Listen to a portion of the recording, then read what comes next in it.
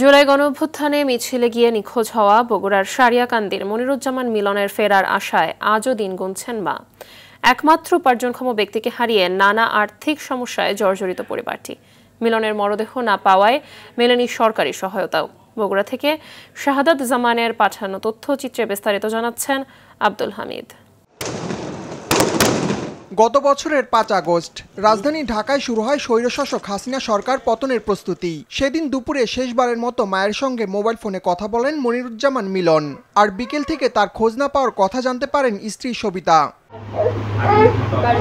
পরদিন ৬ আগস্ট তার খোঁজে কর্মস্থল ঢাকা ইপিজেড এলাকার বিভিন্ন হাসপাতাল, থানা ও ক্লিনিকে ছুটে বেড়ান বড় ভাই মিল্টন মিয়া। ঢাকা যাচ্ছি মা, খুঁজে যাচ্ছি, তুমি কান্দাকাটি করো না, আমি খুঁজে নিয়ে এসি। তুমি ভালো থেকো মা, তুমি না অসুস্থ হয়ে না, তুমি ভালো থাকো, আমি আসছি ঢাকার থেকে।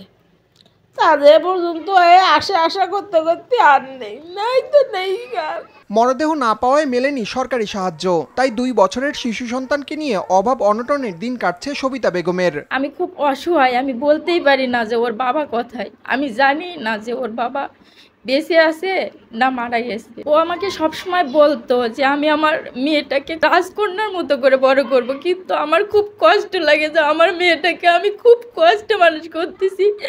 রাজকন্যা কেন আমি স্বাভাবিক জীবনে দিতে পারতেছি না। পরিবারটির পাশে দাঁড়াতে সবাইকে এগিয়ে আসার আহ্বান জানান মিল্টনের চাচা।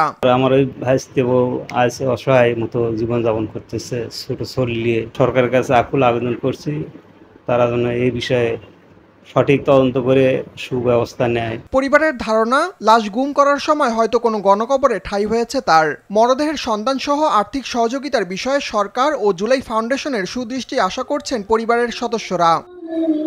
আব্দুল হামিদ, RTV।